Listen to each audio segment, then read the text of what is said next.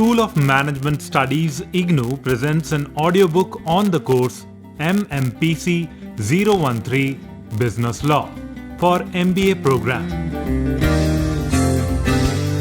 Block 5 Intellectual Property and Data Management. Unit 11 Data Protection and Privacy. Part 1.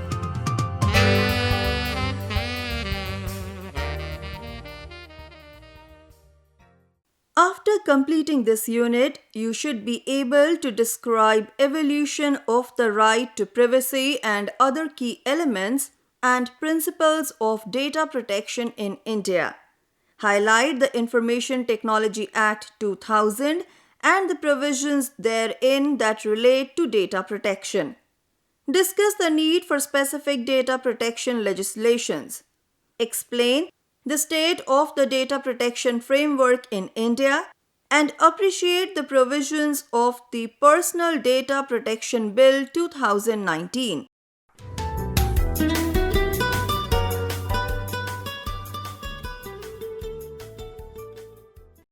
Introduction. We live in a world where each and every second of our life creates millions of bits of data about us. For example, every keystroke we make on our phones conveys extensive data about us. This includes, but is not limited to, several personal aspects of our life, like what time we wake up, how much time we spend on our phone, what apps we use, with whom all we communicate, with whom we communicate the most, what we prefer to eat, what we prefer to shop, what are our current health conditions, where we are traveling, where we want to travel, and even which movie we may want to watch next. Similarly, every financial transaction we do digitally within or outside our phones creates extensive data about our financial behaviors. If you are a fitness tracker user, even your movements within and outside your home may be creating diverse data about your physical activities. While the individual bits of data about us may not always be problematic, the aggregation of data can result in detailed profiling of the individuals with enormous consequences. The use of data for targeted or personalized advertisements is just one of the many such consequences for the privacy rights of individuals.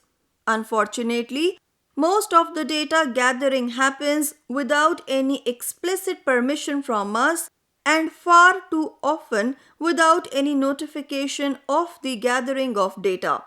Therefore, a robust data protection framework is very much necessary for protecting the privacy rights of individuals. This unit will provide an overview of the current legislative and policy framework regarding privacy rights and data protection in India.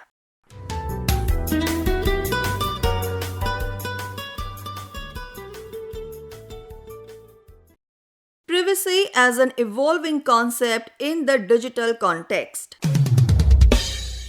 One of the primary factors that necessitated the evolution of privacy rights was the need to safeguard and preserve the dignity of an individual and consequently preventing unauthorized disclosure of personal information in the public domain.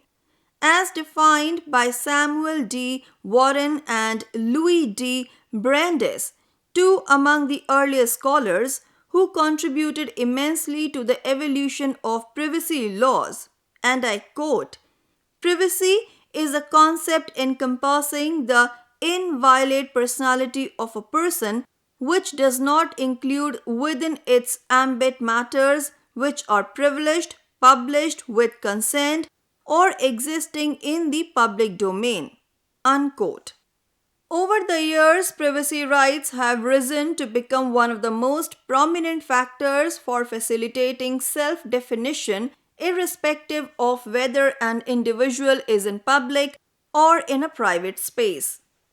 But with the advent of the digital age, the scale of data produced and used have changed drastically.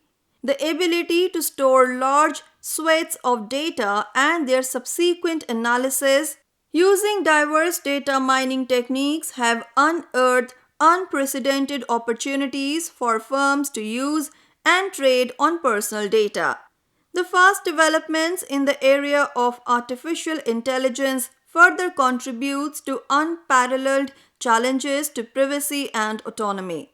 The manner in which the digital revolution impacts privacy, particularly the concerns with regard to the misuse and manipulation of personal information, has also given rise to the concept of informational privacy.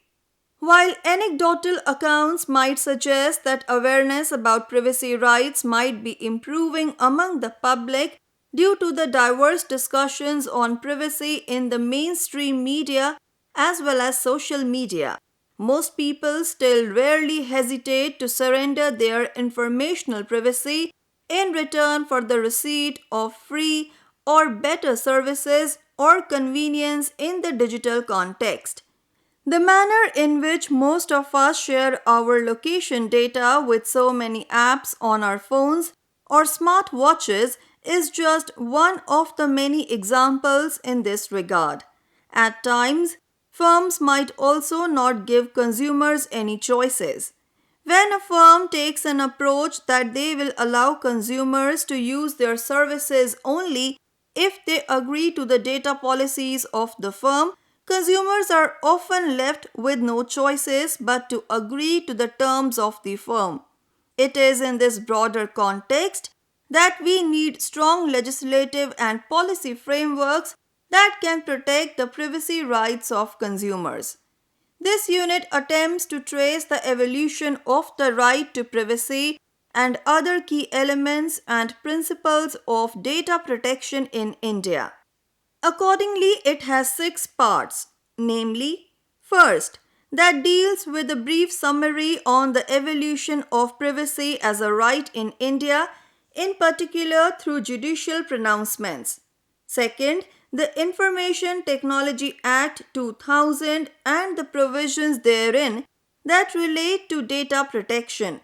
Third, the need for specific data protection legislations. Fourth, the state of the data protection framework in India, the aspect which receives elaboration in the next 2 sections, namely the fifth that discusses the salient features of the Justice Sri Krishna Committee report and the Personal Data Protection Bill 2018, and sixth, a discussion on the provisions of the Personal Data Protection Bill 2019 with particular reference to the departures it has made from the 2018 bill.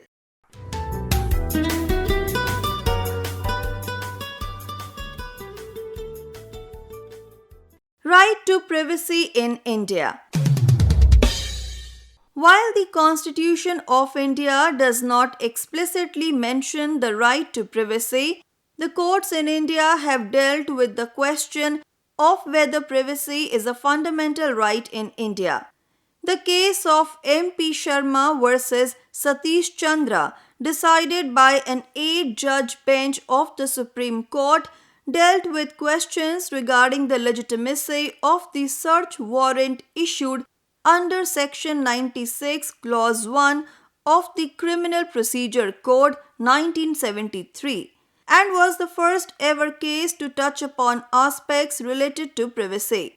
The apex court has in that case held that the fundamental right to privacy was not a guaranteed right under the Indian Constitution. This position was reiterated in Khadak Singh versus State of Uttar Pradesh.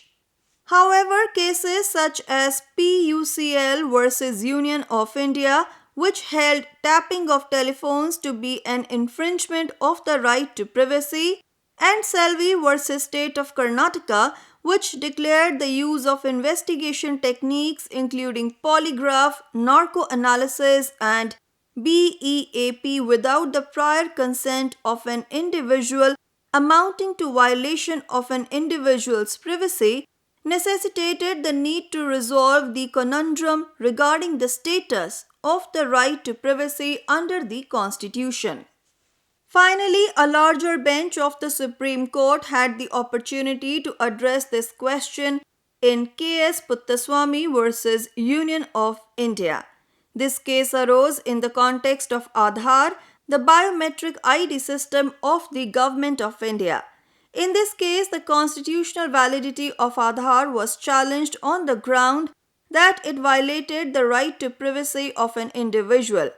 It was contended that Aadhaar posed a serious threat to an individual's privacy by compromising on their bodily integrity, as it required collection and storage of biometric information for authentication, that is, fingerprints and iris scans, opening up possibilities of misuse. Further, the collection of personal information also heightened the risk regarding data security, coupled with dangers associated in relation to data storage and data breaches. The judgment of the Supreme Court in that case discussed many key aspects and laid down the essential principles in relation to the guarantee, protection, promotion, and fulfillment of the right to privacy. Justice Chandrachud held that the right to privacy is an aspect of human dignity and is a basic natural right. He also made observations regarding informational privacy and the impact of privacy in the digital economy and highlighted the requirement of a data protection law. Justice Chilameshwar held that privacy consists of three major elements: repose, that is, freedom from groundless stimuli; sanctuary, that is, safeguarding against invasive observation; and intimate decision, that is, freedom to make personal and intimate life choices. Justice Kaul emphasized on the claims against the state actors, that is, issues of surveillance and profiling, and non-state actors, that is, technological influence which encompasses collection, storage, and dissemination of big data. Justice Bobde recognized it as a fundamental right consisting of two facts. Firstly, restricting legislative powers, and secondly, affording conditions for the advancement of individuals. The judgment also discussed elements of judicial review and how they can be accommodated in cases of invasion into privacy by the state. Justice Chelmeshwar highlighted the significance of the idea and the concept of reasonableness in Part 3 of the Constitution and its varying role depending on the right in question, by stating that infringement of privacy due to arbitrary action by state would exact testing its reasonableness under Article 14. Violation of privacy with respect to Article 19 must fall within the exceptions provided, and actions infringement Article 21 must be just, fair, and reasonable, and including instances requiring highest standard of scrutiny, which can only be warranted in cases of compelling state interest. Justice Nariman cited instances to assert that restrictions on privacy must be tested on the combination of rights being encroached, while Justice Bobde held that privacy invasions will have to satisfy not only the test under the particular rights but also those applicable under Article 21. In Justice Sapre's opinion, the state may place reasonable restrictions on the right to privacy only on the basis of social or moral or compelling public interest. Arguably, the combined reading of the opinions of Justice Chandrachud, who wrote on behalf of 4 judges including himself, and Justice Kaul can provide a clearer picture of the legal test for infringement of privacy in India. The test suggests the need for looking at 4 elements: legality, that is, the presence of law; legitimate goal, That is, the law made must be for a legitimate state aim, the existence of a rational connection between the aim sought to be achieved and the privacy infringing state action, and the test of proportionality, that is, there must exist a rational nexus between the objects that need to be achieved and the means. The court directed the Union government to set up a data protection regime for safeguarding individual interests in relation to infringement of privacy. Pursuant to the judgment, the government formed a committee of experts under the leadership of Justice B.N. Sri Krishna to consider all issues related to data protection and come up with a draft legislation thereon. The recommendations of the committee and the subsequent legislative developments are discussed later in this unit.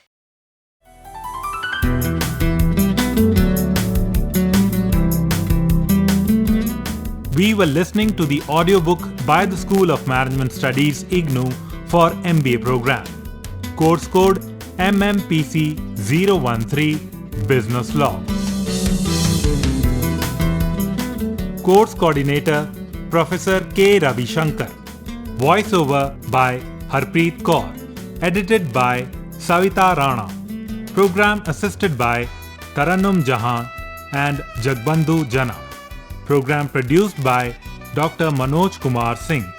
This program was brought to you by Electronic Media Production Center of Indira Gandhi National Open University.